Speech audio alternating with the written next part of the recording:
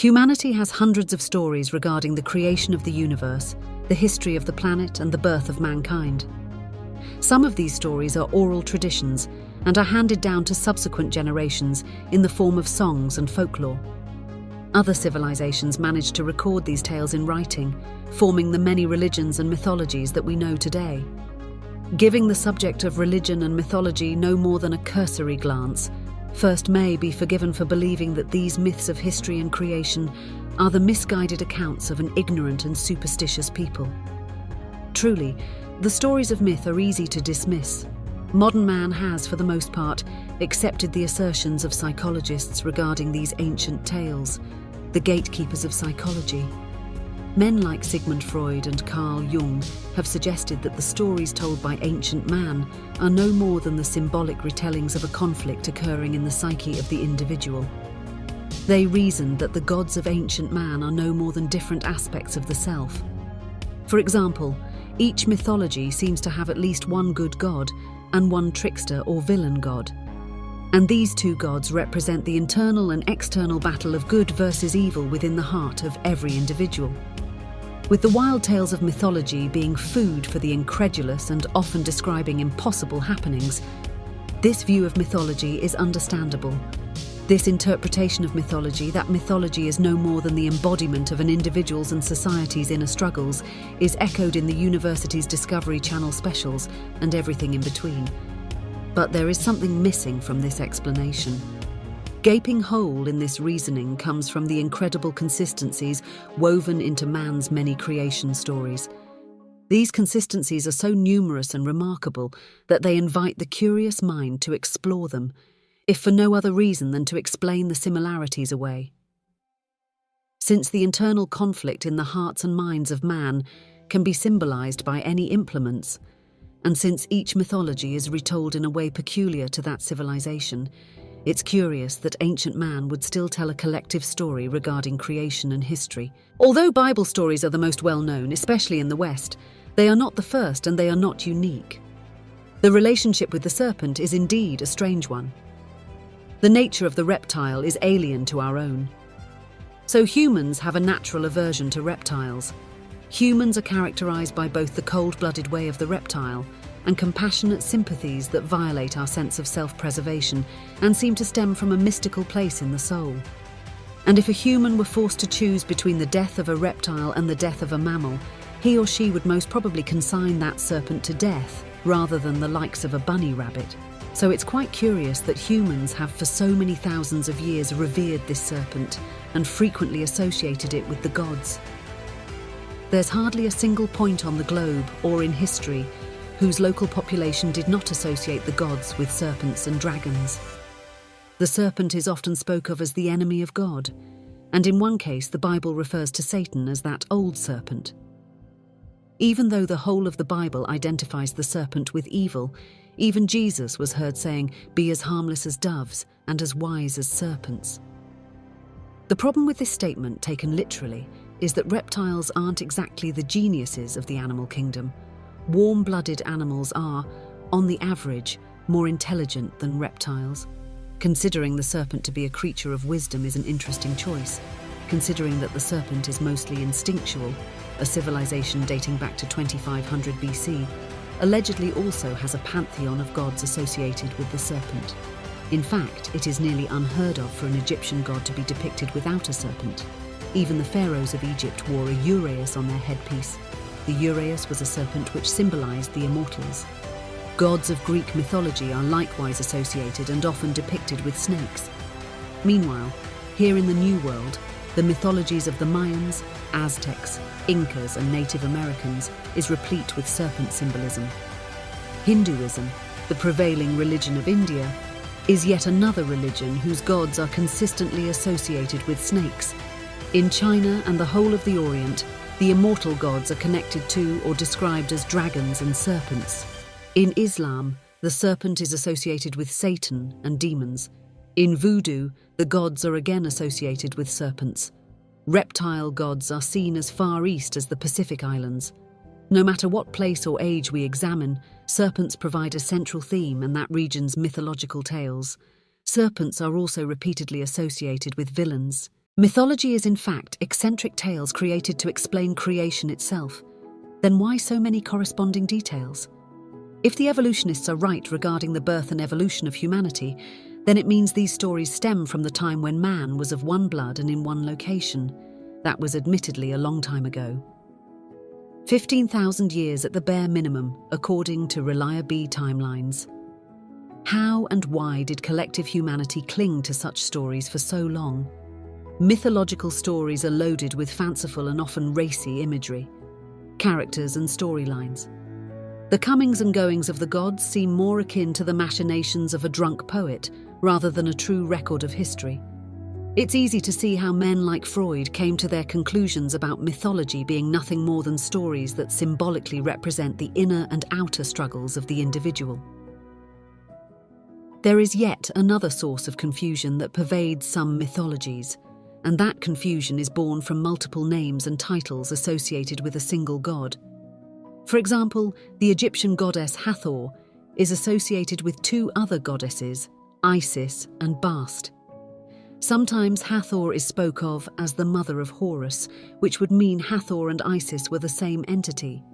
In other cases, the title Hathor is associated with Bast, who is known to not be Isis. Also in Egyptian mythology, Ra is the sun god, but then again so is Osiris and Osiris' son Horus. All three are known as sun gods, and all three are confirmed as different beings. I suspect that the Hindus also have a wonderful grasp on what's actually happening there in the Hindu religion. Gods come upon man in the form of avatars.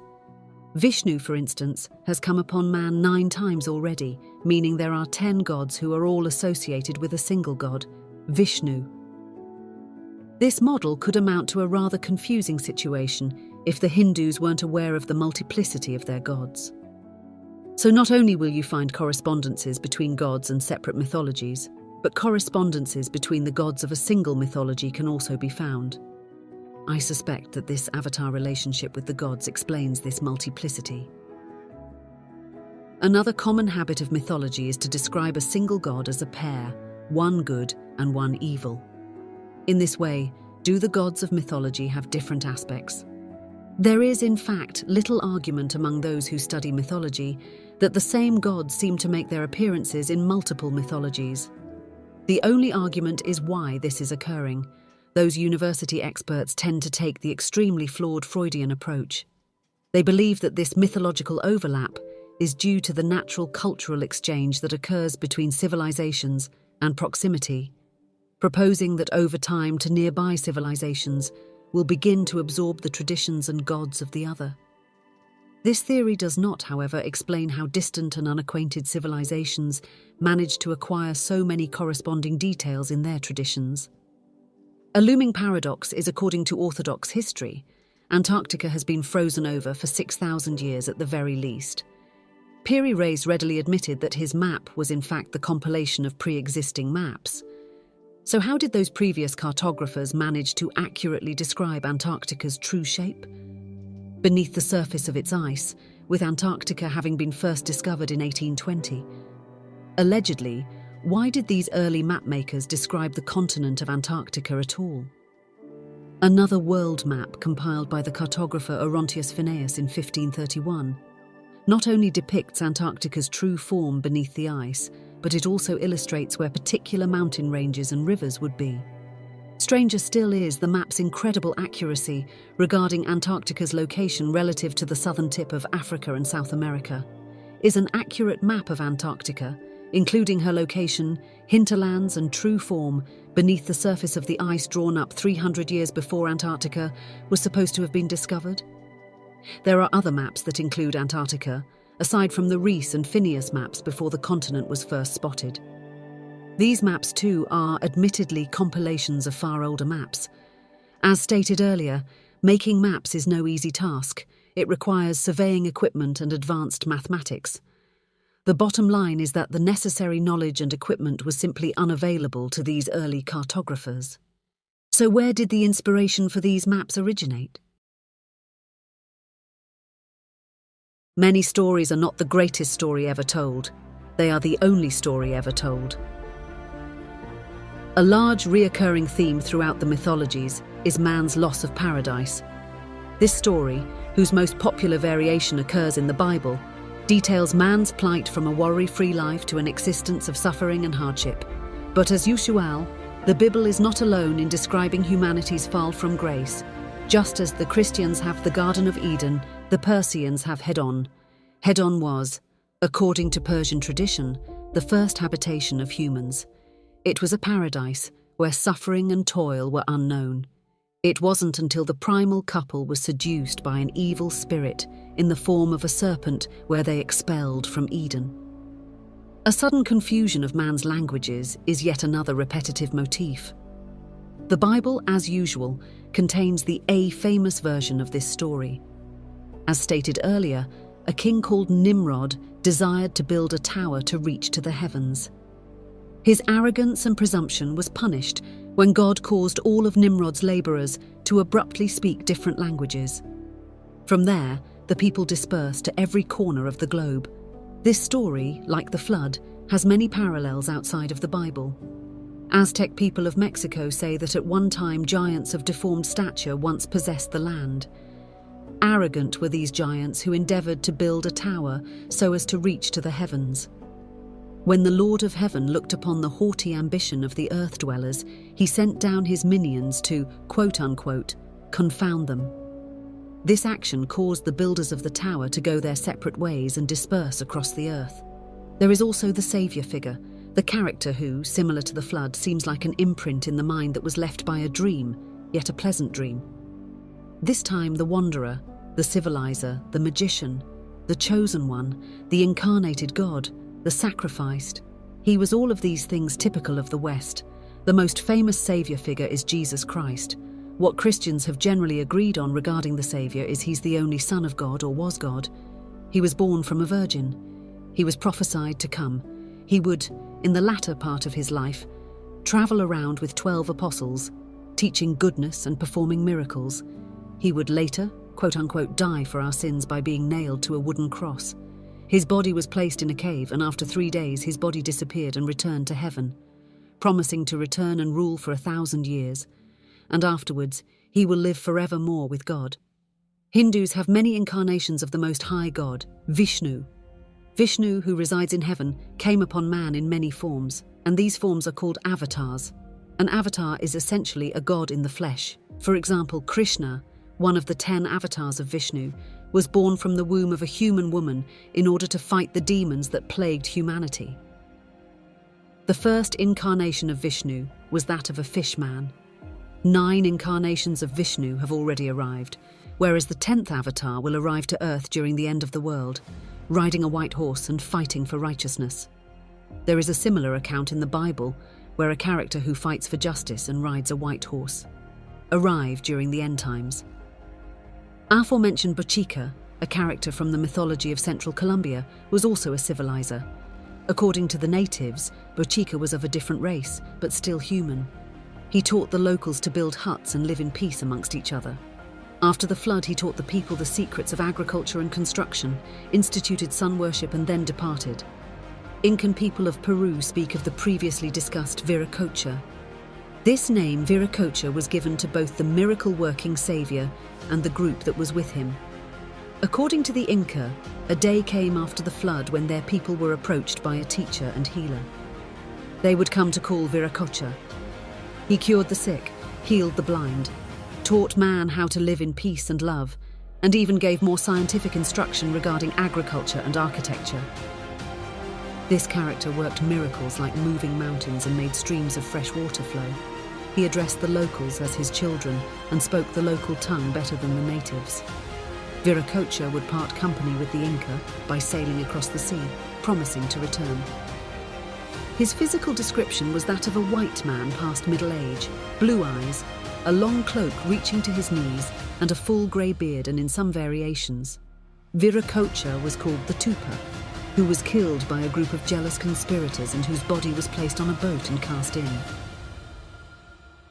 One of the most common gods who transcend the borders of mythology is Venus.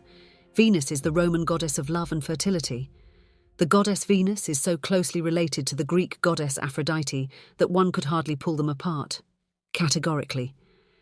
Aphrodite, from whom came The word aphrodisiac is also a goddess of love and fertility. Aphrodite is also associated with another Greek goddess, Astarte. In Mesopotamia, this goddess goes by the names Ishtar, Ashtoreth, and Inanna. Ishtar is also a fertility and love goddess who is further associated with the planet Venus. The multiple aspects of the goddess Inanna, or the concept of multiple aspects, seem to surface in the story of her descent into the underworld. Here, Inanna descends into the land of the dead, ruled by her dark sister or aspect Ereshkigal. At the end of the story, the reader may have the impression that Oracle, queen of the underworld, absorbed the qualities or body of her sister Inanna. Another copy of this goddess is Queen Semiramis. The average American is more familiar with Semiramis than they realize. It is her likeness that graces the Statue of Liberty. Even though the Statue of Liberty is a spitting likeness of Queen Semiramis of Assyria, the French Freemasons that funded the statue's construction left subtler clues as to the true identity of Our Lady, Liberty and Magic. The medal of the goddess Venus is copper, her colour is green and her number is 7. The exterior of the Statue of Liberty is made of copper. The statue is green and has 7 rays of light reaching out from her head. There's Satan, who himself has countless names. Most Christians believe they have a monopoly on the stories regarding this being, but Satan is no better. Satanists and occultists in general have equated the fallen angel Satan with the villain of almost every mythology and Egyptian mythology. Satan is set the Egyptian god of chaos, storms and evil, and similar to Satan from the Bible who once stood beside the throne of God. Set was once the guardian of the sun god Ra. Apparently it was after Set's battle with Apep, the serpent of chaos, that he became the new villain in the Egyptian tales. The first to play this villain role was Apep himself. The evil god Set kills his benevolent brother Osiris twice, then begins to make war with the seed of Osiris, a god named Horus. In Jewish folklore, Satan was called Samael Simeo, whose name meant venom of God, was considered a dark angel of death, and also the true father of Cain, which was the first child of Adam and Eve. Satanists repeatedly enforced this association, frequently suggesting that it was the serpent who was the true father of Cain rather than Adam. Occultists will also freely refer to Satan as Ahriman. Ahriman is an ancient Persian god who, according to legend, is wholly wicked and at war with his righteous brother Ahura Mazda. This airman resides in a gloomy underworld and leads many demons. And then you have Hades from Greek mythology. Hades is the ruler of the underworld and the brother of Zeus. After a conflict where Hades, Poseidon, and Zeus team up to defeat the Titans, or the older gods, these younger gods divided creation into 3. Zeus would rule heaven, Poseidon would rule the sea, and Hades would rule the underworld, which was the land of the dead. Although the Greek traditions do not mention a conflict between the 2 brothers, Zeus and Hades Satanists, do I suspect that this is just another god and his evil brother story? Satanists also refer to Satan as Azazel. Azazel, according to Jewish law in the Bible, is a fallen angel or demon who is described as an outcast. He, like the Egyptian god Set, is associated with the desert. Although Azazel was mentioned in the Bible, his most famous appearance was in the Book of Enoch. The Book of Enoch is considered an apocryphal text, which means that it did not receive entry into the Bible. The Book of Enoch's exclusion from the Bible is truly a tragedy, and the fact that Christians' opinion regarding this text is largely unchanged makes for an even greater tragedy. Book of Enoch is essentially the first 6 chapters of the Bible's Genesis expanded into an entire book. It does not in any way relate information that is contradictory to the Bible. In the Book of Enoch, Azazel is described as being among the leaders of 200 angels, also called the Watchers, who came down to the Garden of Eden. The text is unambiguous about the serpent from the Garden of Eden being, in fact, a group. The Bible, albeit a bit more subtly, also makes it clear that this serpent was in fact a group when it mentions the sons of God, which is of course plural in the Bible. The serpent tempts Eve into eating a fruit from the tree of knowledge of good and evil. Yet in the Book of Enoch, there was no fruit. But instead it was knowledge of magic and the sciences which the fallen angels gave unto man. The relationship between the serpent Azazel and Satan himself gets a tad bit blurry in the world of the occult. Satan has often speak of Azazel as being a mouthpiece or mask of Satan. Occultists frequently tell the story of Satan approaching Eve, quote-unquote, in the form of Azazel, as if Azazel were in fact a separate entity who, while tempting Eve, was possessed by Satan. This follows the Avatar model where multiple gods are related to a single god and vice versa. After giving man magical knowledge that was forbidden by God and mating with human women, the Book of Enoch describes the fallen angels and their offspring and almost all of humanity destroyed by a flood whose cause was divine. Black magicians to this day revered Azazel and the rest as heroes for bringing the flame of magic and transformation to humanity. This story of God's enemy, who, against the wishes of God, gives fire to mankind, is also echoed in Greek mythology. Black magicians often equate Azazel from the Book of Enoch with Lucifer and the Greek god Prometheus. The reason is that Prometheus, against the wishes of Zeus, stole fire from the gods and gave it to humanity. Zeus, the furious god of Mount Olympus, punishes Prometheus by binding him to a rock and commanding an eagle to peck away at his liver, which regenerated every day. Prometheus is depicted as incredibly intelligent, deceptive, and rebellious. Prometheus, Azazel, Lucifer, the torchbearer, the lightbringer. The flame or torch of the Olympics and its corresponding tradition is a commemoration of Prometheus' theft of fire from Zeus. The Statue of Liberty, whose likeness is based on the goddess Ishtar, who is said to have fallen with Azazel, also bears the torch of illumination.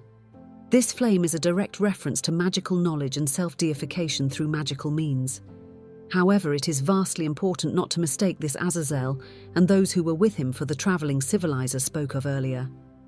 The fallen angels of Eden taught humanity much magic and did not have the support of the Most High God.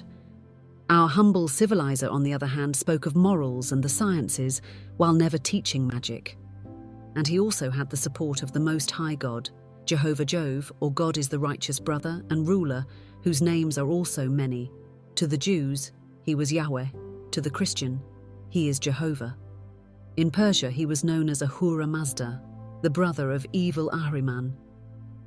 In Egypt, he was Ra, or Osiris. The Greek myths call this entity Zeus, and in Rome he went by the name Jupiter. This being and his quote-unquote son is commonly associated with the sun. Here, an important distinction must be made because many have noticed a correlation between the sun and Satan. Satan, or Set, is the god of the setting sun, and so therefore his symbol is that of a black sun as opposed to his righteous brother, who is associated with the rising sun. It is far from uncommon for occultists to associate the sun with Jesus and Osiris. It is equally common for them to associate Jesus with Osiris in mythology. Just look for the guy with the crazy brother and you'll usually find your... Of course, most Christians would find it hard to believe that they are engaged in the worship of Zeus and Osiris, maybe even taking offense to such a statement. Their God, the God of Israel, could never be compared to the Greek god, Zeus. We're talking about God here, not a promiscuous cartoon character who throws lightning bolts. But your own Bible does indeed spell out the truth of the matter.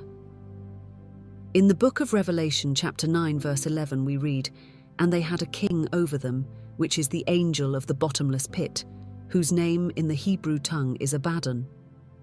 But in the Greek tongue hath his name Apollyon." In this verse we read that the locusts, which appears to be a reference to an army of demons, have a king over them who's an angel. This angel, along with an army of locusts, arrive from an extra-dimensional place called the bottomless pit.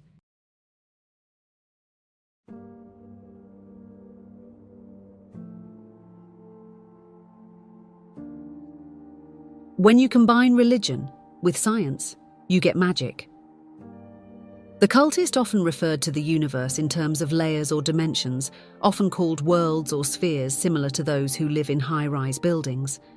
We too live with beings who exist above and below us, and like those high-rise dwellers, we too are both separated and yet affected by the comings and goings of our neighbours. The number of layers contained in the universe differs from one occult tradition to another. But in modern Western magic, it is typically the Hebrew Kabbalah and the dividing lines that it defines which are most relied upon. The Kabbalah is a series of ancient Jewish texts that define the nature of reality, the number of universes and the rulers of those universes in the Kabbalah. The universe is divided into 10 parts, each called Sephirah, and these 10 Sephirah are further divided into 4 worlds and constitute separate universes, each containing its own ruler and inhabitants. 4 worlds in which the 10 Sephirah are divided into are Atziluth, the divine world of archetypal ideas; Briah, the creative world of the archangels; Yetzirah, the astral world of angels and demons; Asiya, the material world. In the Kabbalah and occult in general, the universe is seen as a series of layers where energy originating from the top cascades downwards, becoming increasingly solid. Each layer represents a slightly more solid reflection of the contents of the layers above. Since this energy is constantly flowing down through the worlds, any alteration occurring above will trickle down to the lower levels. It's curious that modern-day scientists, the self-proclaimed string theorists, are coming to the exact same conclusion as the ancient Kabbalah did: a 10-dimensional universe. Another system which is equally common and probably more friendly to the human mind is the breaking up of the universe into 5 layers. The first layer, spirit, represents the mind of God and is composed of pure energy. The layer below the mental universe represents a series of concepts and identities. Objects in the mental world do not respect time and space, but instead represent timeless identities. And one of these identities is the entity you call you or your soul. The mental world is no more than a collection of concepts and thoughts. Things like rocks and trees do not exist on the mental plane, only the idea or concepts of a rock and the concept of a tree. Another plane. And perhaps most crucial to the magician is the astral world. The astral world, unlike the mental world, is subject to a sense of space and time. The fourth of the worlds is the etheric. This world, sometimes used interchangeably with the astral world, is the universe that provides the foundation for the material plane. The etheric world is also where the life force, the energy created and used by life forms, resides. Finally, there's the 5th level of reality, the material universe.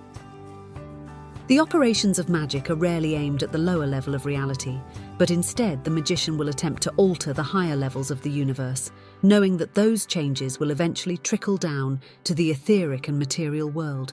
It is in this way. Does the magician alter reality by intention? The mental world, being nothing but concepts and thoughts, are affected by the magician in such a way as to produce predictable results on the lower levels of reality. One could argue that my distinction of mental, astral, etheric world is unnecessary, or just plain wrong. Some occultists only make reference to 3 worlds: the divine, the astral, and the material. I'm satisfied as long as you understand the concept of cascading and slowly solidifying energy. But in truth, there's nothing slow about it. The objects in the separate worlds are copies of each other tethered together by a rope.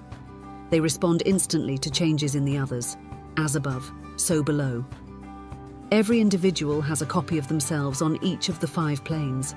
These 5 copies of the self are not united, however, but instead divided into 3 pieces by 2 large gaps. The first gap is often referred to as the veil, and this veil not only divides the astral plane into 2 parts, it also divides the material body called the lower self from that person's guardian angel. Between the astral and the mental planes lies the second deep gap. This gulf is often called the abyss. The abyss is what separates a person from their higher self, often called their higher genius. The higher self is nothing more than copies of an individual which reside in the planes above and represent each person's connection to God. Further, the way the total universe is divided is also up for grabs. Some in the occult speak of 7 heavens, 7 hells, the astral and material planes. Others speak of only 4 partitions of the universe: the abyss, the heavens, the astral, and the earth. Others still speak of 4 partitions: the infernal, heaven, the astral, and the material. The cross-sections that occultists have divided the universe differs, but there is general agreement regarding the function and nature of the separate worlds. The concepts of heaven and hell are usually thought of as exclusively Christian. But this is far from the truth. Every religion and mythology out there makes reference to the heavens, the earth, and the underworld. In regards to the heavens, it is often described as an extra dimension that does indeed have some semblance of space and time. Satan and the angels, for instance, are spoke of as approaching the throne of God as if there was a way to be in heaven but not in the presence of the throne. This is important because it describes a lack of unity, where, like in our material world, objects can be closer or farther from other objects. Obviously, there is some form of space and time in heaven, and proof of this lies in the fact that many of the stories about heaven related to us from the Bible. Occult and numerous mythologies include sequences of events and entities and objects both near and far. Heaven is also spoke of as having gates that deny its entry. Implied in this is that heaven and our world are connected by a guarded nexus point. What's more is that heaven itself is often spoke of as being broken into 7 pieces. The 7 heavens. Each level of the heavens is ruled by an archangel, and in some cases these heavens have been mistaken for earthly locations. For example, I've heard of cultists, texts of the Christian Apocrypha, and Muslims speak of the Garden of Eden as a location that resides in the 3rd heaven as opposed to a terrestrial location. Then there is hell, sometimes called the abyss, the cliff of the averse or causal realms. Similar to how the heavens are broken into 7 pieces, hell is also considered to exist as separate worlds, and like the heavens, each partition has its own ruler. But unlike the material and heavenly realms, the 7 hells do not obey the strict laws of space and time that we are familiar with. These infernal realms are spoke of as places where chaos reigns in the infernal places. The spatial dimensions are not perfectly straight and do not exist as perfect 90-degree angles here. The X, Y, Z and time dimensions are curved and warped. If someone were to directly gaze upon the beings that exist in the infernal realms, they may be struck with an ache in the mind because their very shape is unnatural to our senses. Around the world, in many schools of thought, one will find the underworld divided into 2 realms. The first is Hades, which is the land of the dead, and then there's hell, or Gehinnom. Hades, also called Sheol, is considered the land of the dead, where all people, both righteous and unrighteous, go when they die. Whereas hell is a place specifically for unrighteous entities to experience torment and imprisonment. And unlike popular conception, neither is said to be currently burning and aflame. In the Bible, for instance, it is stated that only after all beings are judged, Judgment Day, both hell and Hades will then be cast into the lake of fire, and all those, quote-unquote, unsaved, will undergo a second death and remain forever tormented in the lake of fire. Currently, however, members of the occult and the Bible as well speak of both places as being timeless, limitless, cold, and chaotic. Cultists often tend to get a kick out of the way. The average person interprets their dreams, and rightfully so. To the average person taken up by the faulty commentary of men like Freud and Jung, a dream is a completely subjective world, existing only in the mind of the dreamer and not even existing there.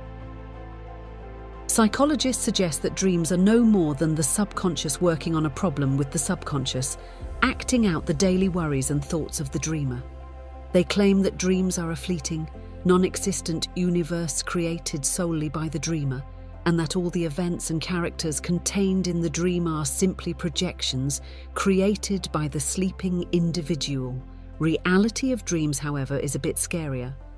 To start, it is a false assumption that the events and characters that occupy one's dreamscape are entirely their own creation. Far from being mere projections of the sleeper's psyche, some dream characters are in fact spirits who have clothed themselves in some form and have entered into your dream. As it turns out, the land of dreams, often synonymous with the astral plane, is in fact a far more objective reality than it is given credit for.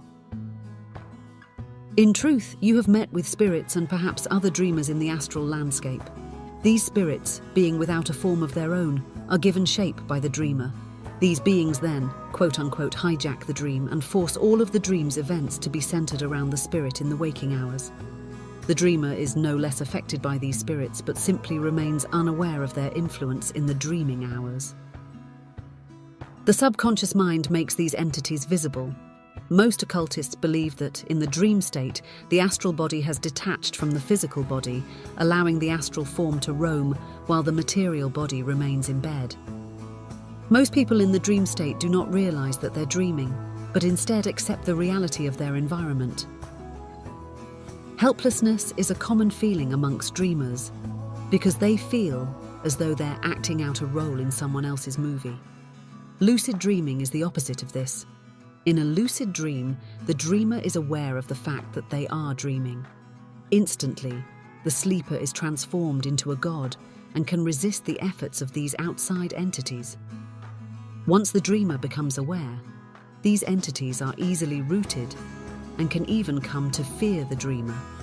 These spirits may attempt to terminate the dream prematurely, so that the dreamer does not acquire complete awareness.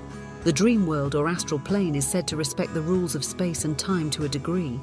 This is evident by the fact that some dreams seem to last 30 minutes, while in reality, the sleeper was in a dreaming cycle for 5 minutes.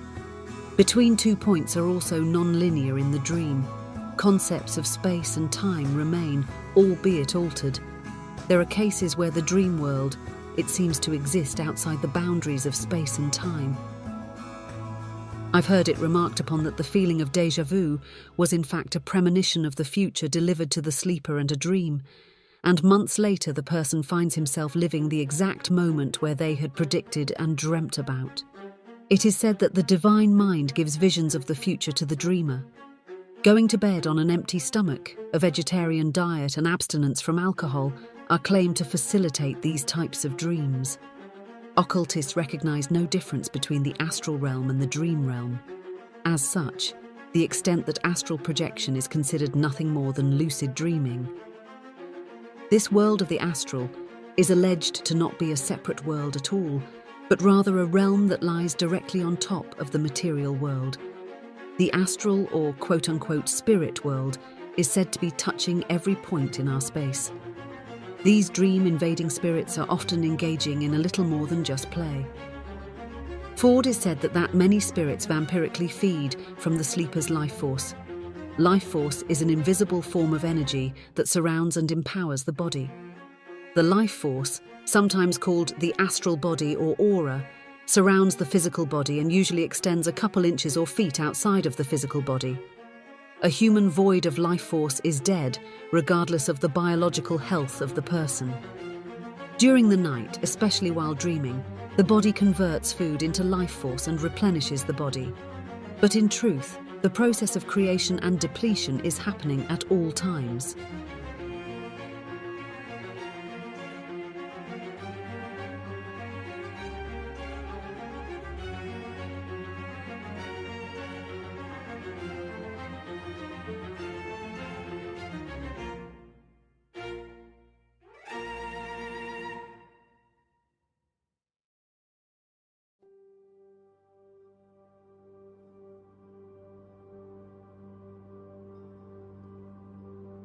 As a computer programmer, it's probably easier for me to understand multiple dimensions than most people.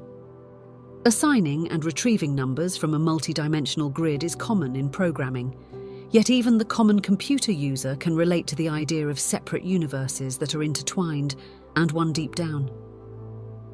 And probably the most fitting way to imagine the situation is to imagine our current world, the physical universe and the internet, the digital universe and the physical world. Distances are concrete as a result. Not all objects are equidistant. Some locations being farther away than others take a longer time to reach on the internet. The locations are websites, and to arrive at a Chinese website is as easy as arriving to an American one. An email sent from next door may take just as long to arrive as one sent from Tokyo. In this regard, the internet does not respect our notion of space.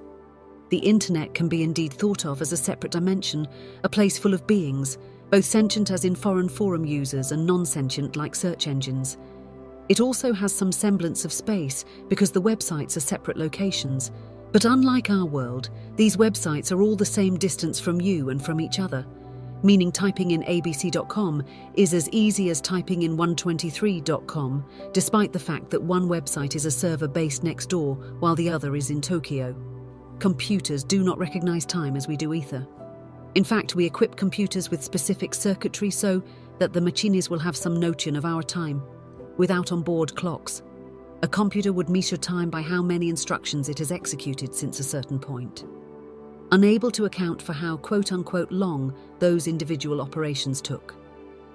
In this way, does the digital realm live in a sort of strange time, having already explained how it exists in strange space? That's not where the parallels end either. With the right equipment, the internet can be accessed in Antarctica or any other part of the globe.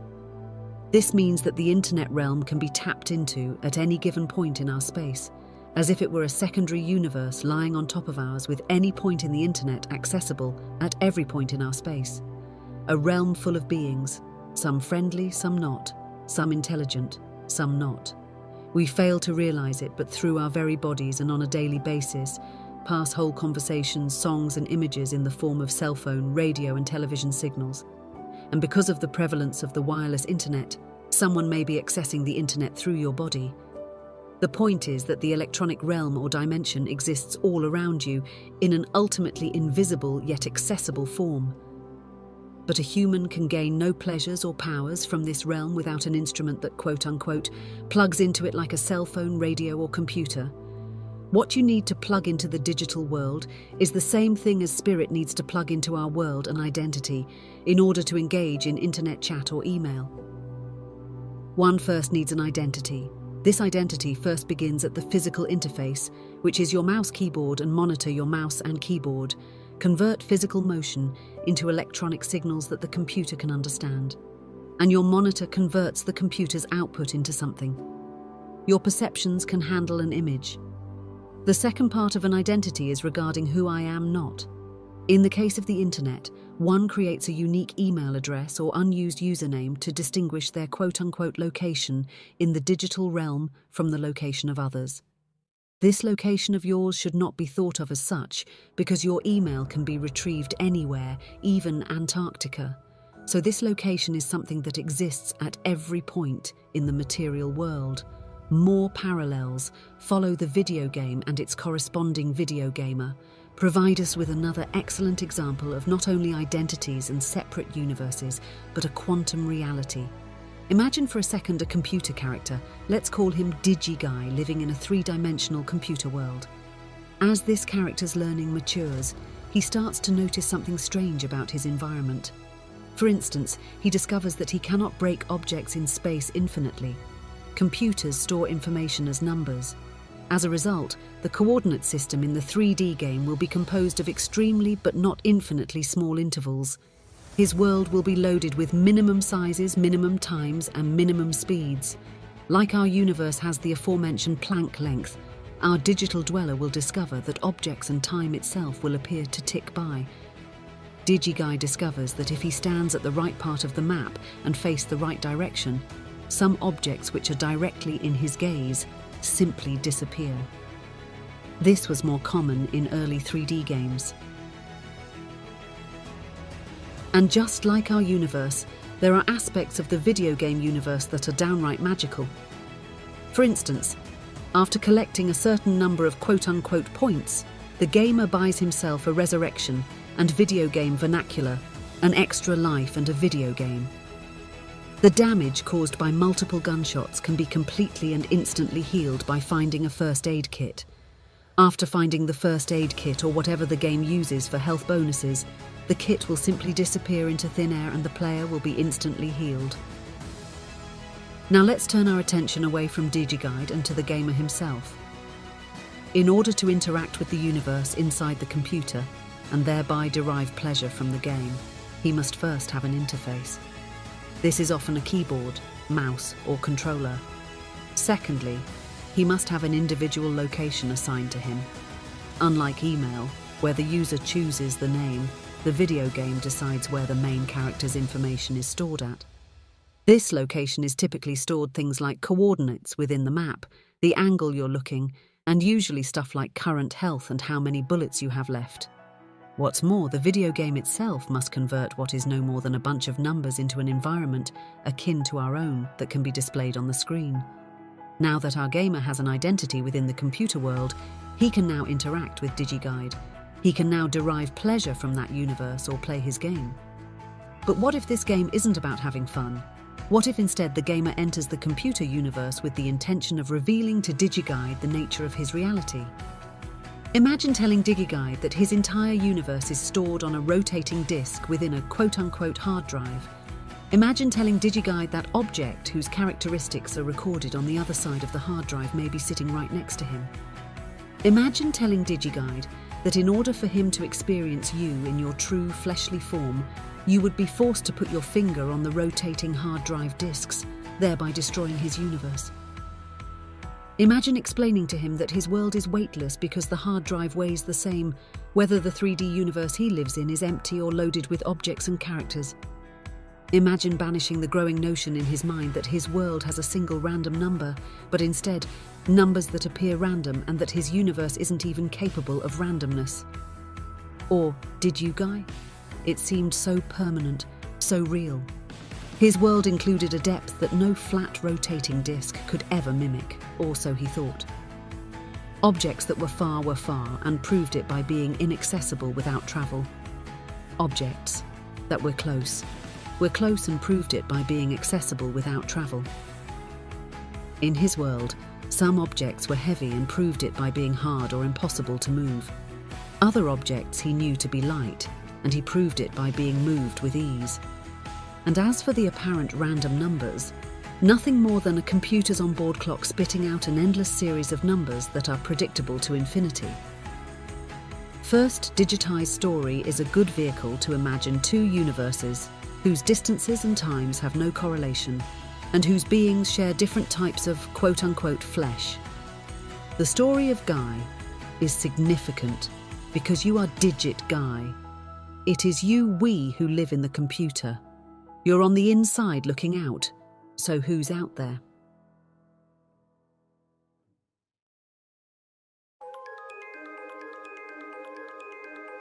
Evidence of a more temporal form exists for those whose tastes are more technical. This evidence involves the manner in which ancient civilizations rose and fell. It also involves what and how much ancient man knew and when he came to know it. Ancient man, predictably, attributed their knowledge to the teachings of the gods. To modern scholars, this explanation as to where ancient man received his knowledge of architecture, agriculture, and astronomy is largely unsatisfactory. But it appears that the ancients' explanation was no more of a cop-out than the explanations of today's university scholars who label everything that doesn't exist within their theory as a mystery. When it comes to the more tangible forms of evidence, Mayan pyramids. Although thousands of miles away and built thousands of years later, are said to have been built by the same method and for the same purpose as the pyramids in Egypt. The Mayan people of southern Mexico and Guatemala say that their pyramids were built by beings with magical powers and that all they had to do was whistle and the heavy rocks would move into place. The Incan people far south of the Mayans claim that the massive stones used to build their great structures was carried through the air to the sound of a trumpet. The Mayan traditions state that their pyramids were where men became gods and the place where gods are made. Curious that these far-flung civilizations would suggest that their pyramids were built the same way and for the same reason. The pyramid as a symbol of transformation and rebirth survives to this day. Universe has proven to be quite the onion.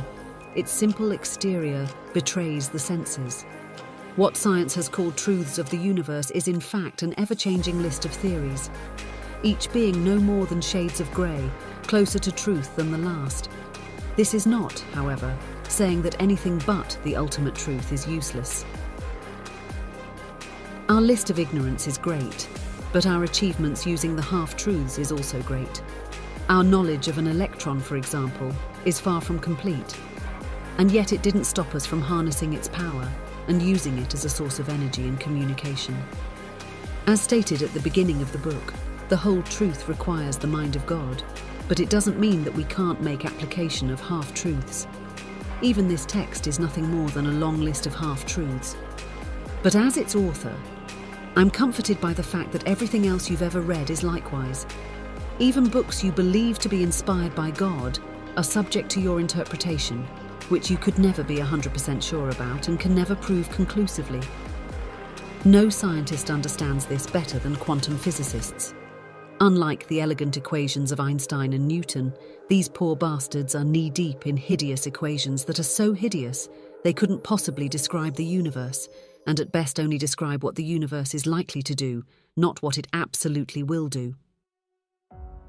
Quantum mechanics or quantum physics is a branch of physics that concerns itself with the smallest particles and spaces in the universe. As it turns out, the subatomic world is not what we expected. Traditionally, extremely small particles like electrons were thought of as tiny billiard balls bouncing off of each other at mathematically predictable angles. Like billiard balls, their location, direction, and speed could be easily measured. On a subatomic level, particles exhibit strange properties and behaviors. Sometimes particles would seem to disappear and reappear on the other side of a wall that, mathematically speaking, should have been impossible to penetrate. Other times, particles will seem to dance between the state of being a particle and being a wave. And measuring the subatomic world is also different, because in order to measure things like speed, location, and direction, one must build a sensor that interacts with the subatomic particle, thereby changing the course of destiny. Surely these poor scientists are frustrated by particles that always do something different just because they're not watching. It was once a philosophical question as to whether it was possible to break a stone into infinitely small pieces. Scientists and philosophers would speculate over the existence of an elementary particle, a particle that could not be broke apart and represented the fundamental building blocks of the universe. This continued until evidence emerged that the universe was indeed made of unbreakable fundamental particles, and these particles were called atoms. It would later be discovered that these particles weren't unbreakable and were in fact composed of even smaller particles dubbed subatomic, and included the proton, electron, and neutron. Later still, it was discovered that even these particles were in fact composed of even smaller particles called quarks that appeared to be where the dividing stopped. Regardless of whether these quarks are indeed the smallest particles, scientists have been forced to conclude that the universe is made out of some kind of elementary particle. But the subatomic world wasn't done violating the rational mind of these poor researchers. As it turns out, even the nature of space and time had its peculiarities. Space and time were thought of as mediums that these elementary particles existed in. And up until the beginning of the 20th century, scientists were spared the grief of having to think of time and space as particles. But eventually came the day when scientists were forced to ponder nearly the same question that had plagued them centuries. Insult to injury, scientists are still unable to gracefully unify the separate forces of nature, gravity, magnetism, and the nuclear forces. These forces, once exclusively thought of as curves in space, are now spoke of in terms of particles as well, gravitons, photons, etc. Einstein envisioned gravity as no more than a warping in the shape of space that large objects create by their presence alone. Like a bowling ball placed at the center of a trampoline, a marble rolling on the surface of the trampoline will appear to be drawn to the bowling ball, though it appears that the bowling ball has some kind of gravitational hold on the marble. The marble is only responding to the curvature of the trampoline fabric created by the bowling ball. As a result, the marble will begin to orbit the bowling ball in the center, as a planet orbits a star. Today, quantum physicists speak of gravity as a real particle, a graviton created by the bowling ball and felt by the marble, slowly drawing the marble closer to the bowling ball. I agree with Einstein's model as opposed to the graviton model because of how elegantly it explains changes in the passage of time and the complete lack of quote-unquote gravitational shadows. Even the Bible makes reference to the fabric of space. Countless Bible passages speak of the heavens as a fabric that can be stretched, torn and folded in on itself. Been the result of all this quantum confusion? Confusion. From its beginning, quantum mechanics has been a duct-tape science constantly patching holes rather than starting from a fundamentally sound model of the universe. Today, The quantum physicist claims that first may not even know the true location, state, and speed of a particle. Consequently, they believe that the universe is loaded with random numbers, and therefore, like people, you may only know what the particle is likely to do, not what it will do. That's not science, that's superstition. The universe has proven itself to be mathematically perfect so far, and why would the world of the very small be any different? And where are these random numbers coming from anyway? The gods, a computer programmer knows a computer can't actually produce a random number, but instead can produce a series of numbers that appear random. Ancient man may have mistaken the locations of lightning strikes as being random, but the places lightning chooses to strike was never random, a fact we came to discover after we understood the nature of electricity. Ancient man may have mistaken storms and earthquakes as random and perhaps angry gods, but the meteorologist and geologist knows better at the latter part of his life. The greater scientific community considered Einstein washed up and obsolete because he simply refused to accept the idea that the universe is in any way random, stating emphatically, God doesn't play dice. While the rest of the world accepted the universe's mystical nature, Einstein went to his deathbed trying to reconcile the microscopic and macroscopic worlds in his heart. He knew that the truth of this apparent randomness was out there and was probably as elegant as equals, mc squared. Maybe Einstein would have done well by considering more than 4 dimensions in his deathbed equations. The missing ingredient between apparent chaos and order is the number of spatial dimensions. These quantum physicists are taking into consideration. Perhaps the real question is how many angles are there for the greater part of the age of science? The number of dimensions was thought to be for the first x representing width, the second was y representing height, the third was z representing depth, and the fourth was t representing time. Initially, it was thought that every object in the universe experienced time equally, but later it was discovered that time was just another direction of motion, which meant that tomorrow and yesterday are no different than left-right, up and down, with time being just another direction to move in, and with every object in the universe moving in different speeds and directions. Naturally, every object in the universe was experiencing time differently. The effect that becomes quite measurable when considering things that are moving at high speeds is called time dilation. This means that if you were to ask every subatomic particle in the universe how old the universe is, each would produce a slightly different answer. Better understand dimensions, one must only envision the relationship between a boat and a submarine. The boat lives in a 2-dimensional world and its only choices are north, south, east and west. South is only the opposite of north and east is only the opposite of west. So in reality, a boat has only 2 angles of freedom. What's more is that other boats may not share the same space with each other. A submarine, on the other hand, exists in a 3-dimensional world like the boat. It can move north, south, east and west. But unlike the boat, it can also move up and down. The air above is also a 3-dimensional space. A human not being able to fly has access to 2 dimensions and can only walk along the surface of the earth. A large wall, a river or tall cliffs can spell the end of a journey on foot.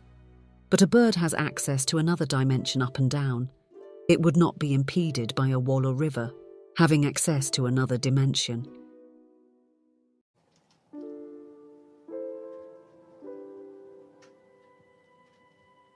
Contrary to popular belief, the variety of beings one finds in the spirit world is nearly as rich as the variety of beings in the material world, even though all of these beings are often erroneously clumped together and called quote-unquote spirits, just like those who inhabit the material plane.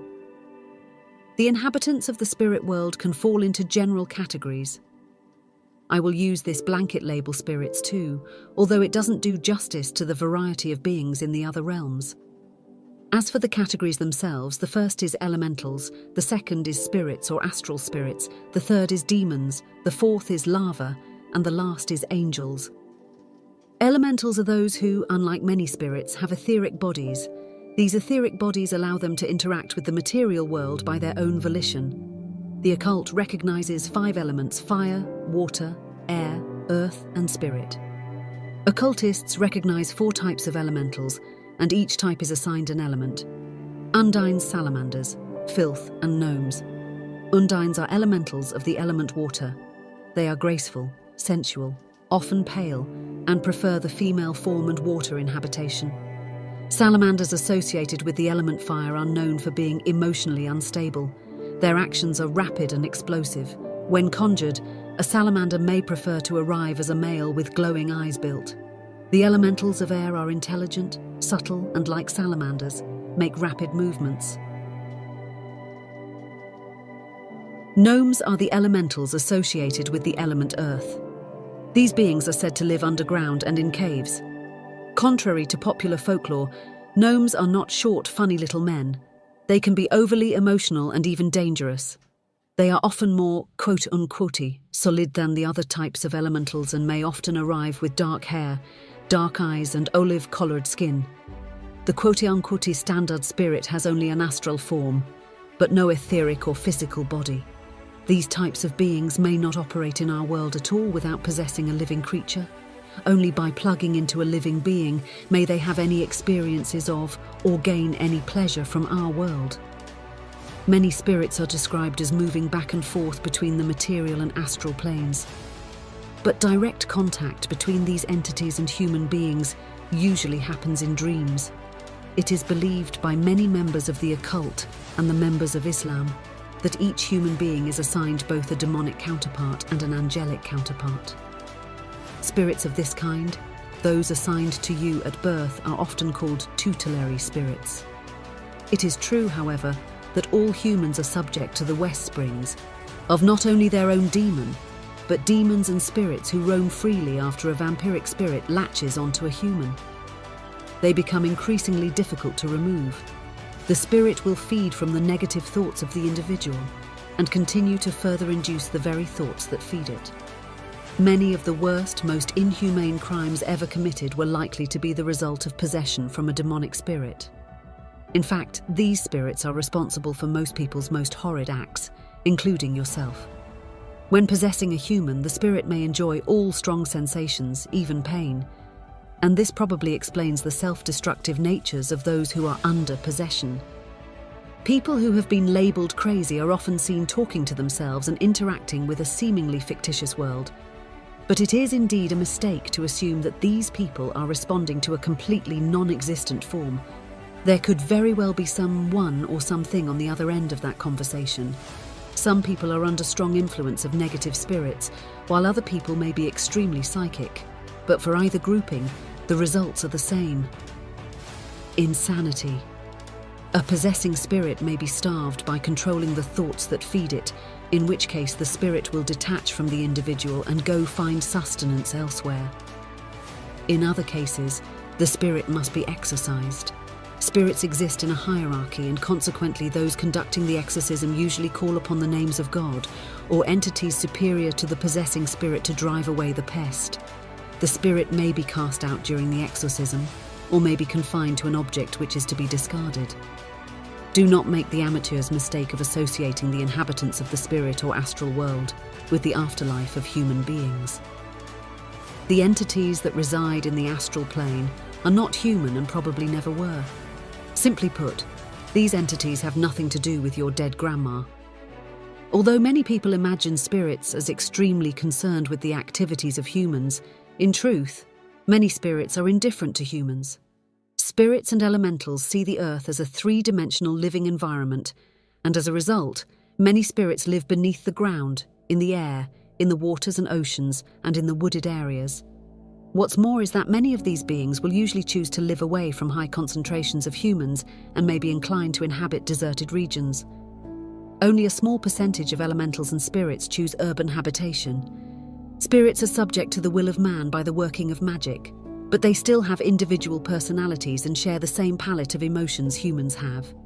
Spirits share many of our emotions, but so do many animals of the material plane. Although their emotions are often similar to people, the intellect of a spirit is on the average beneath a human's. Some spirits have intellect that is above and beyond the mind of a man, but most are as intelligent as the higher orders of the animal kingdom. Other spirits may not be sentient and may have no true will of their own, but may simply be collections or concentrations of spiritual energy. There are physical effects that can be associated with the presence of a spirit. The individual may feel a tingling at the back of their neck, their fingertips and toes. It may also include the sensation of spider webs being laid across the skin or cold breezes gracing the flesh. Those in the presence of a spirit may have a general feeling of not being alone or being watched, perhaps sensing an upsurge of emotions like joy or fear. Many, quote-unquote ghost hunters claim that spirits, perhaps more likely elementals, produce a slight magnetic field when they are present and produce fluctuations in magnetic fields as they pass. It is also often reported that they can use microphones to produce noise they otherwise would not be able to indulge the ears of those present with. If our eyes were sensitive to the spirit world, we would see orbs and shadows moving about our homes countless times in a single day. Some objects which we know to be inanimate may even appear alive. This spiritual traffic is quite normal and usually not harmful. The possible psychological effects on those who are sensitive to the spirit world in a world of those who aren't could be crippling. And those sensitive people who cannot reconcile the material and spirit world are more readily labelled insane.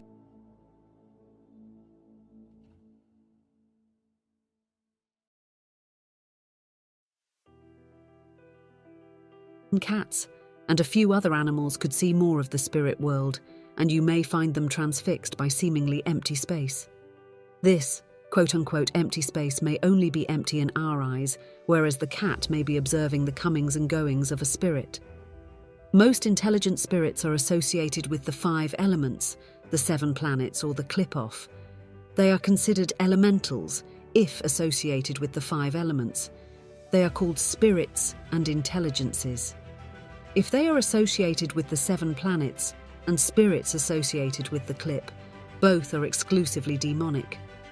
According to Kabbalistic teachings, the clip is essentially the averse universe.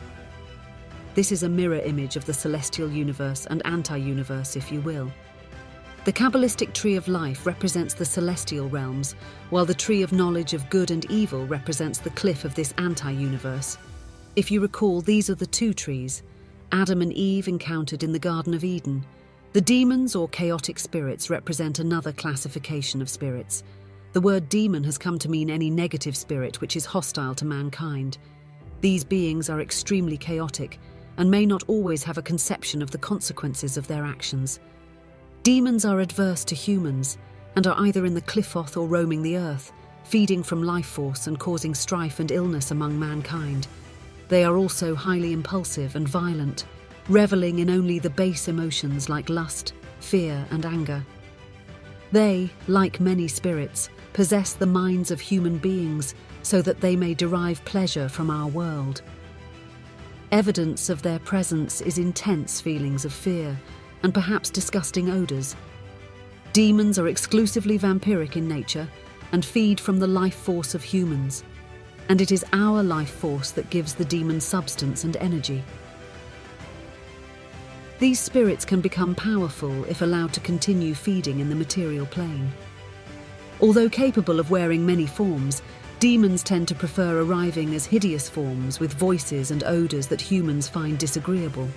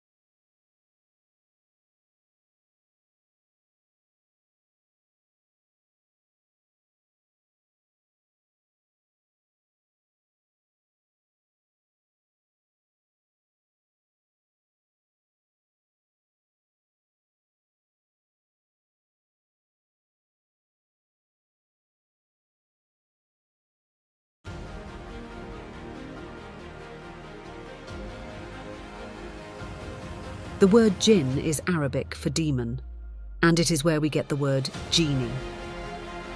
Unlike many religions, Christianity to name one, Muslims have been given more detailed information regarding the beings in the spirit world. And since much of these details are echoed by those in the occult, the Muslim perspective regarding the spirit world is worth reviewing here. Muslims believe that the jinn were created before mankind and are beings of free will to an extent.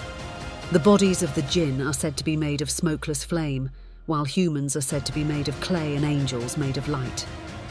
The jinn may come in many forms, but the most common forms are those of spirit, those of man, and those of snakes. There are many reports throughout the scriptures of Islam of jinn in human form. Jinn are said to cause strife and illness among humans, and although not all, jinn are evil, delight in making hardship for mankind.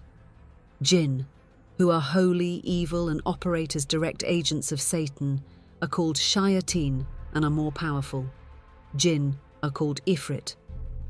As stated previously, the possession of the jinn is often responsible for the worst crimes, the worst acts of impulse, psychological problems, and many physical illnesses.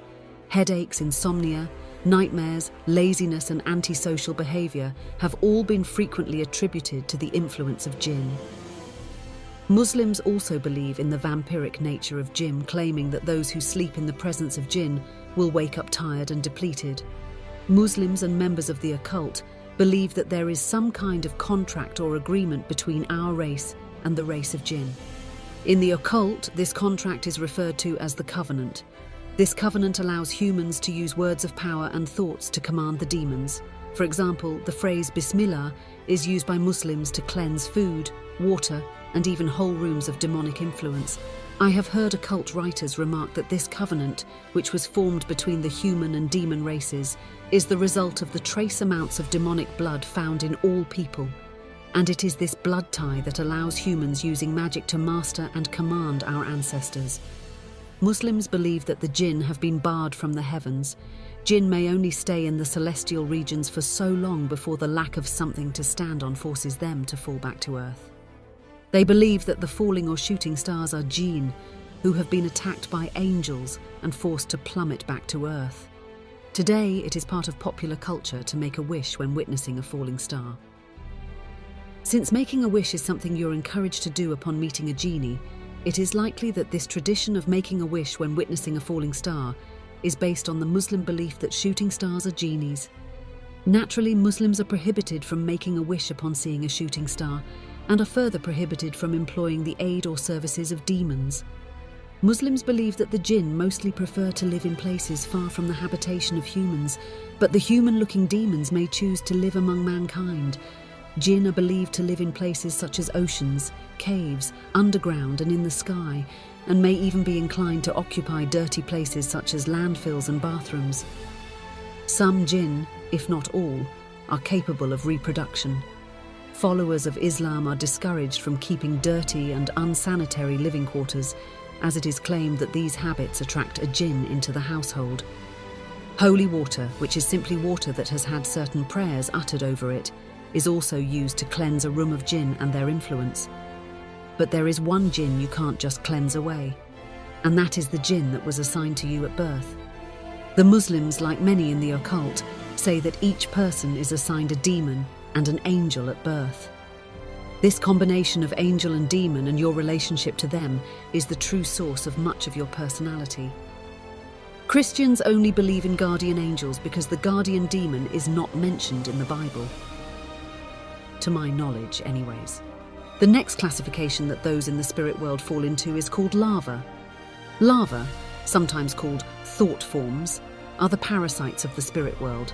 These parasitic entities are the direct creation of the desires of man.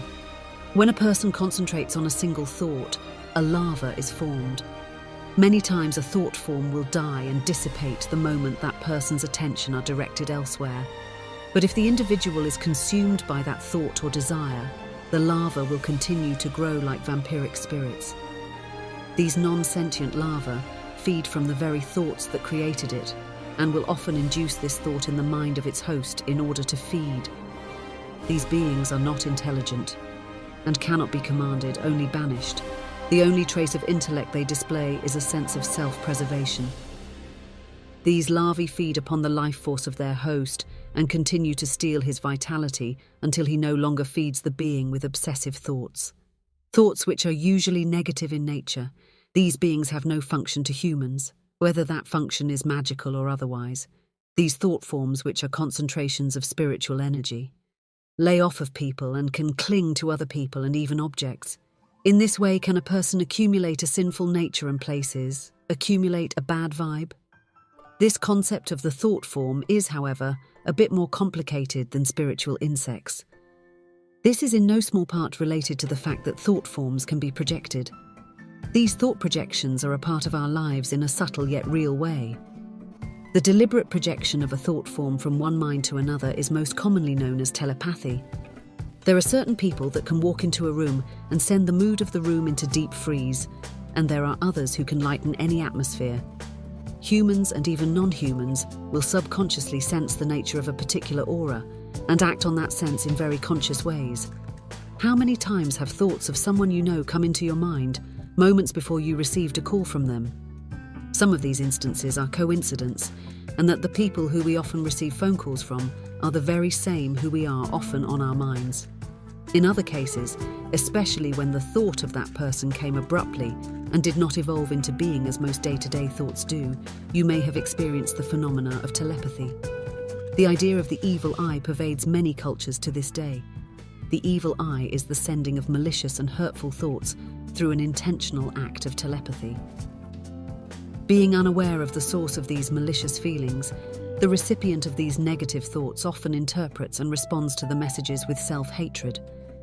The recipient isn't the only one who will feel the pain of this attack, however, because the sender is feeding his own larvae.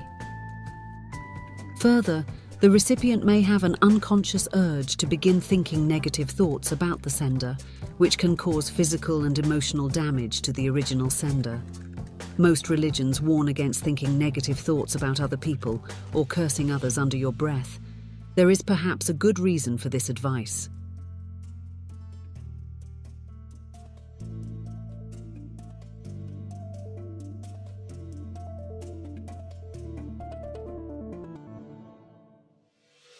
The last kind of spirits is angels. Angels are holy and completely dedicated to the service of the light or God. In this, I speak of only the angels who remain loyal to God, as opposed to the fallen angels who clumped into the demon category as those who wander or reach out from the infernal realms. In magical rituals, angels cannot be commanded to perform jobs that are adverse to their character. Any command given to an angel will be handed down to lesser spirits of the many angels and archangels for reign supreme Michael, Gabriel, Raphael and Uriel. As stated earlier, each person is assigned a guardian angel at birth, and it is the duty of this angel to counteract the negative whispering which stream from that person's demonic counterpart. This guardian angel is not entirely a separate being, but merely another part of the whole. It is this being who is separated from the whole by the veil that represents each person's direct connection to God. This entity does not tell lies nor commandeer free will. Contrary to popular belief, this being is solely interested in your spiritual faith and does not concern itself with your mortal fate. Put simply, if your soul is more likely to enter into heaven by dying today rather than years from now, your guardian angel will do nothing to spare you from today's danger. Self-preservation is, in many ways, the duty of your tutelary demon rather than your guardian angel. It is important not to confuse the light which represents the guardian angel or God himself with the light bringer, which is Prometheus. This balance of angel, demon and man is the perfect way of ensuring free will, all while keeping man neck deep in a spiritual game. If the tutelary demon or guardian demon were to gain undue control over the wills of an individual, the results would be a decline in moral character, physical and mental health. This being which drives us to selfishness, greed and base ambitions such as sex and power is also responsible for many of the acts of our lives we call achievements. Pragmatism is the true way of our guardian demons. People who are under strong demonic influence are mean, distant, selfish and disloyal. They are strangers to charity because in the back of their mind is always the voice saying, "What's in it for me?" These individuals will also exhibit many self-destructive behaviors like drug use, promiscuous sex, overeating, gambling, etc. Individuals who are strongly under the influence of their guardian angel are gentle and unambitious. They will extend their resources to others with one act of charity after another until they've made themselves destitute. Their distaste for conflict makes them virtually defenseless, and their unwillingness to gain power over others leaves their sphere of influence extremely limited. They have a jovial spirit that not even the most dire conditions can crush, and are often treated with kindness even by unkind people. Sending thoughts from one person to another can be done in multiple ways, even unconsciously. As stated earlier, if you were attempting telepathy, I would recommend you use multiple methods to achieve this in order to use telepathy to implant thoughts. You must first understand this: each person has a part of their body on every plane of existence, reaching all the way up to God Himself.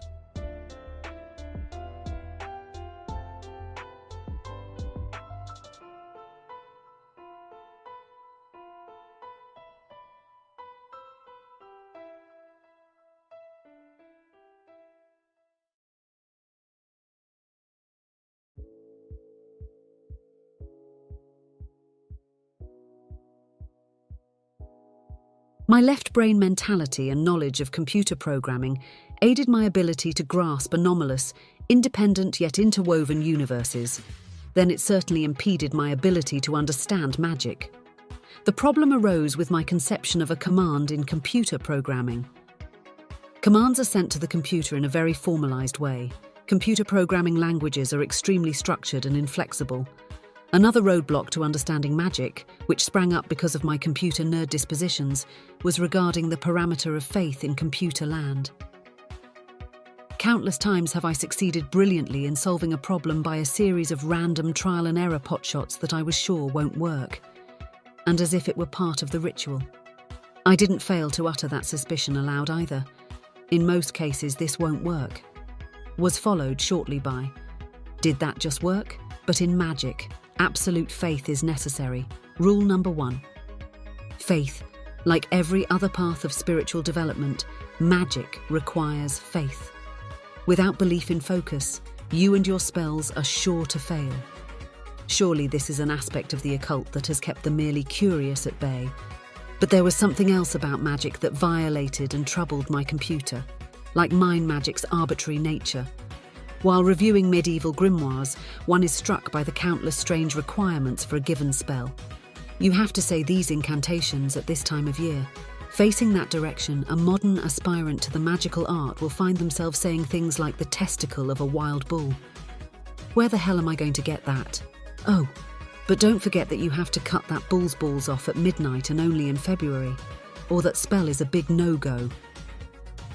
This may sound like an absurd exaggeration, unworthy of being included in an objective analysis of magic, but this is exactly the kind of stuff one finds while perusing texts about magic written greater than a century ago.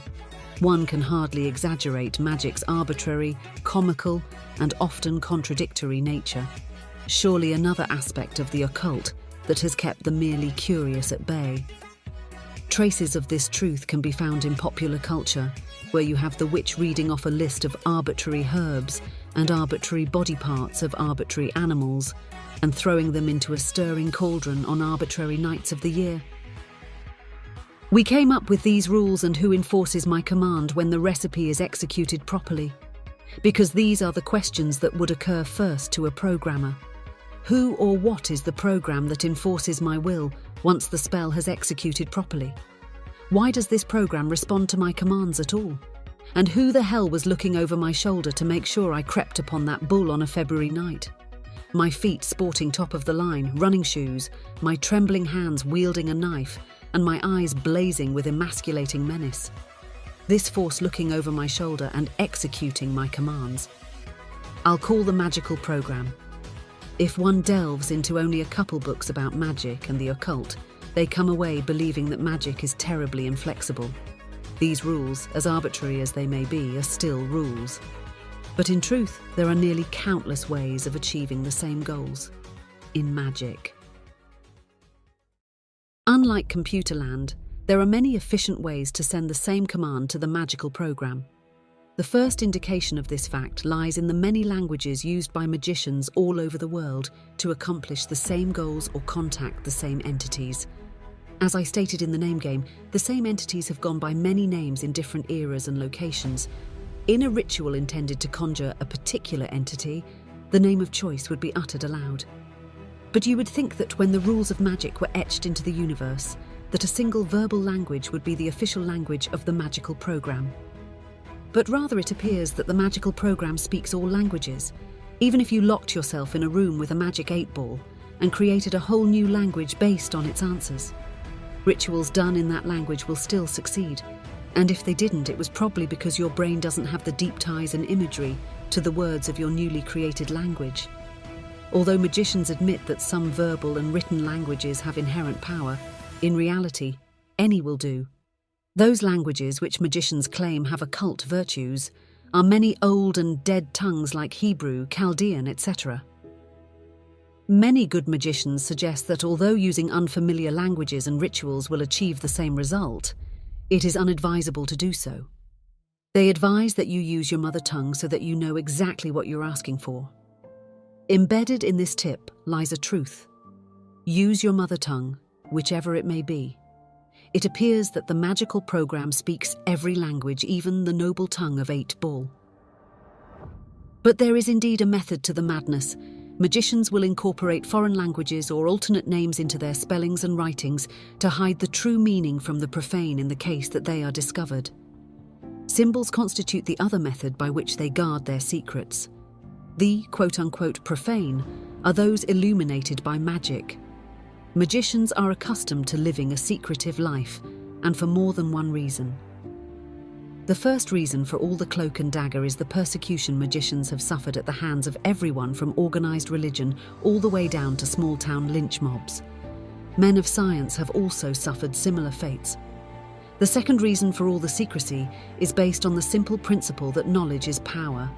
Put simply, the less you know, the mightier their power is. Sadly, many magicians go to great lengths to promote atheism and disbelief in the paranormal. A world full of disbelievers is a playground for the magicians. The third reason for all the misdirection is fear, from knowing that the bad magicians will kill them. Even the most well-meaning, God-fearing and benevolent magicians of this age and ages past regarded the profane as inferior and unworthy of these secrets. And a part of me is inclined to agree. The average man whittles his life away, watching mind-numbing TV and buying crap they don't need. While the answers to some of the universe's deepest truths were only a couple of mouse clicks away and usually free, even legendary magicians like Anne Boleyn, who was more white sheets than any preacher you'll ever meet, regarded the common man as unworthy.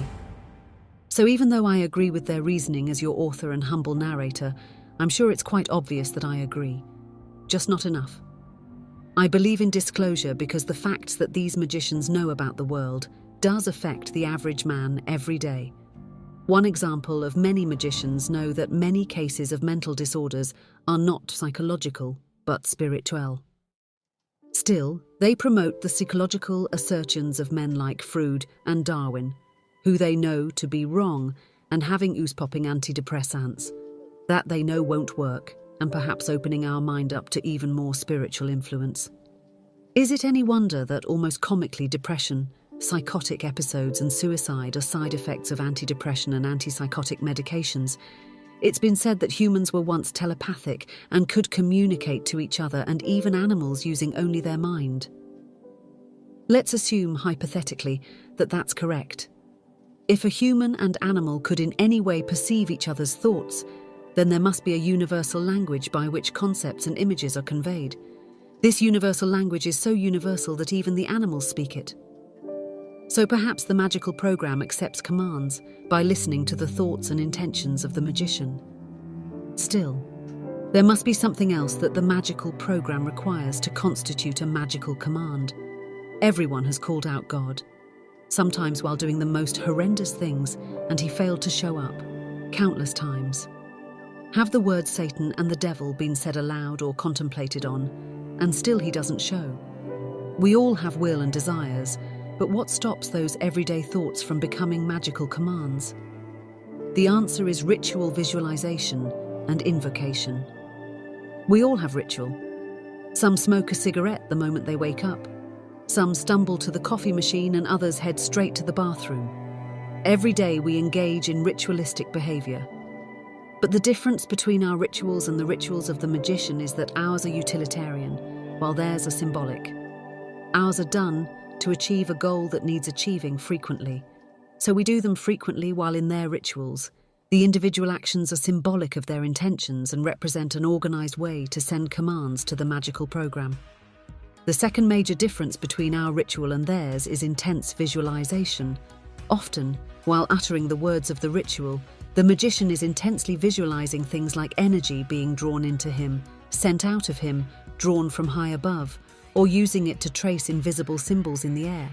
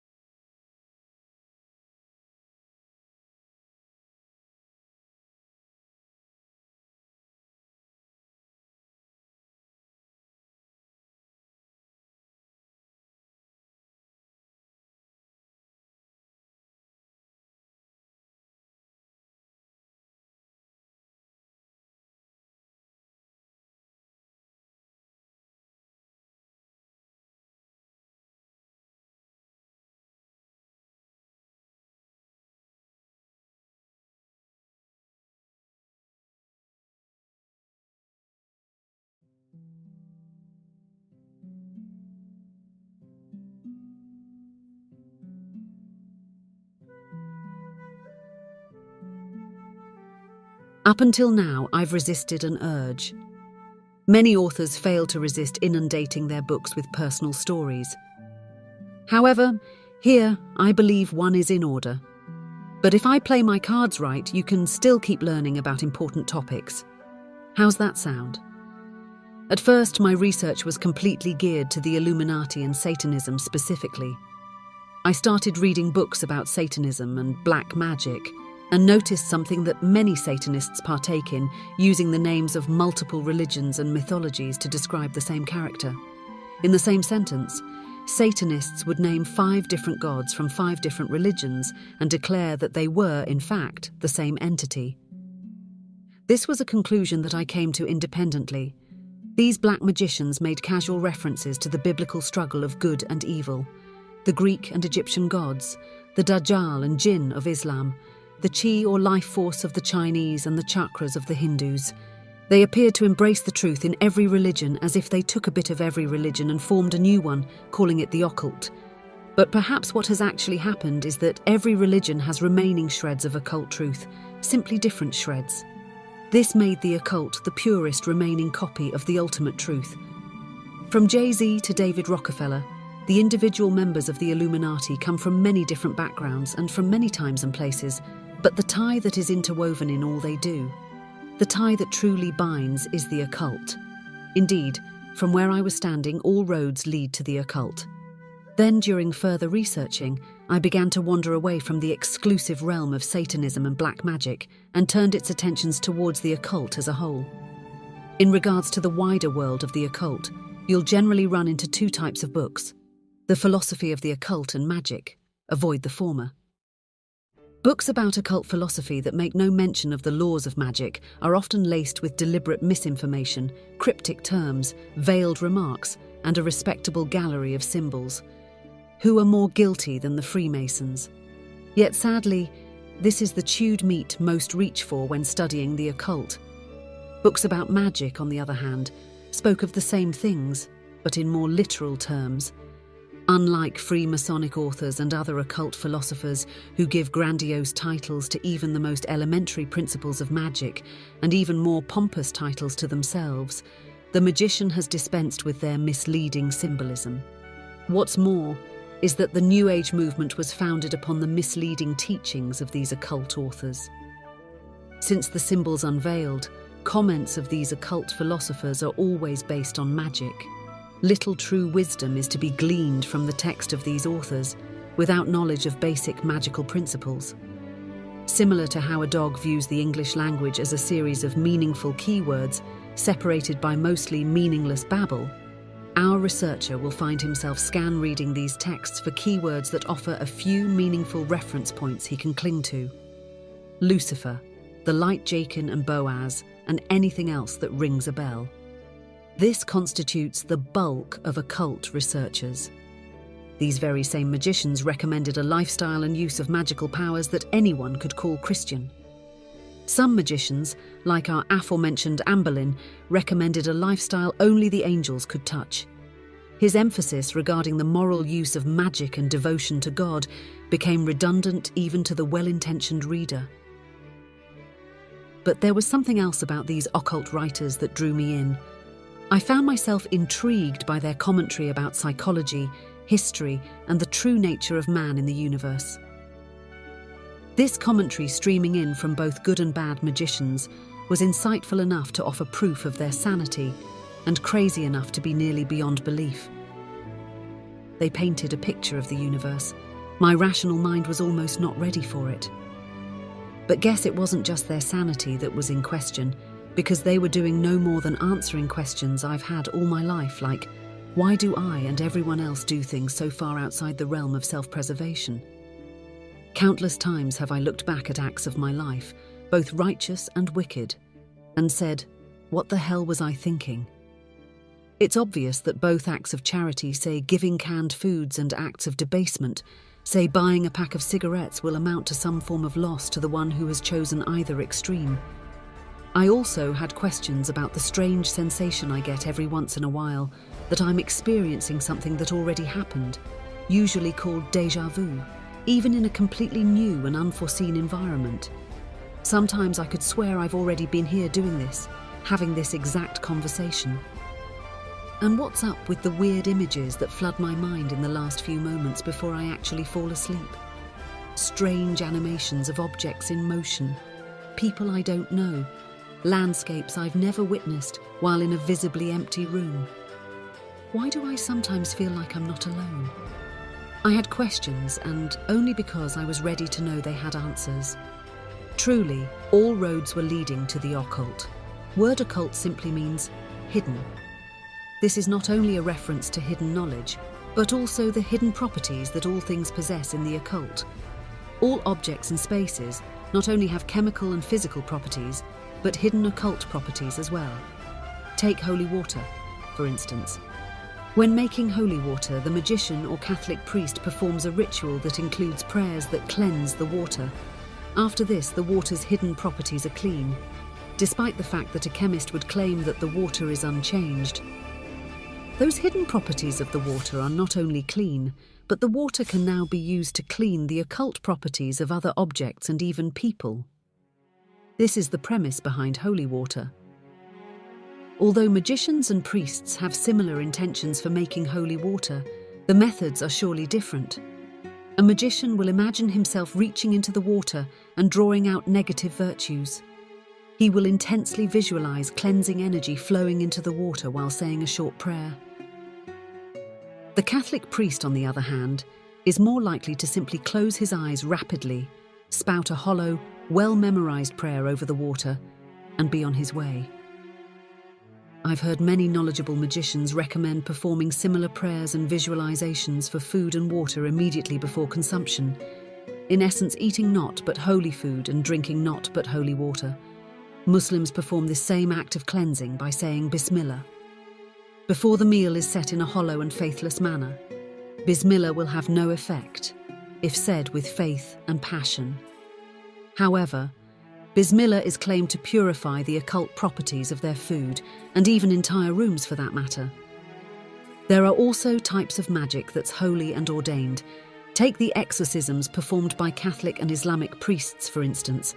Like magicians, these priests would separate a seducing spirit from its human host by invoking the many names of God aloud, and even claiming God's authority. And like a magician, these priests can succeed in freeing someone from demonic possession. This is nothing but magic.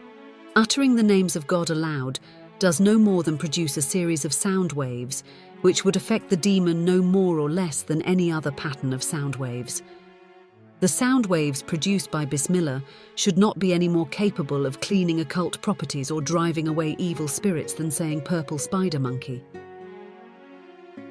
Don't let this mere illustration of holy water, however, bring you to the conclusion that the hidden essence that lay in all things is no more than a one-dimensional scale, ranging from holy to evil. Just like an object has multiple physical properties simultaneously, the same object also has multiple occult properties simultaneously. The physical properties of an object are things like width, height, depth, weight, color, shape, etc. Physical objects have all of these properties at once. A large part of magic is devoted to two types of hidden properties. The first property is the elements, and there are 5: spirit, air, water, fire, and earth.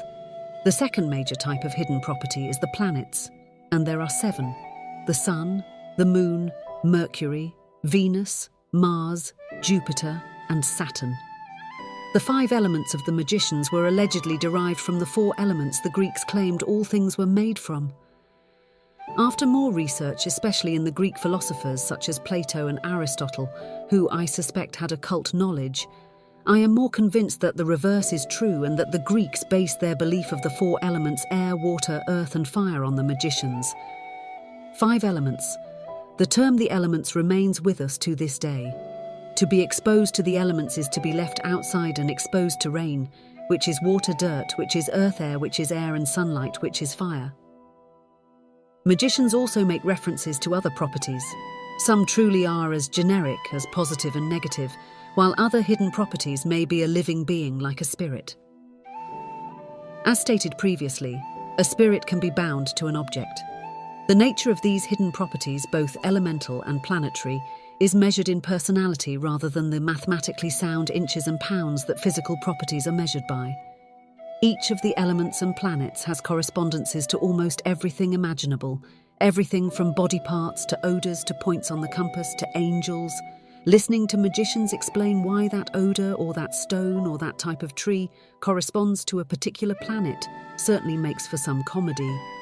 So not only can someone insert the influence of, say, Jupiter into an object, but the physical makeup of the object makes it inclined towards a particular planetary or elemental influence.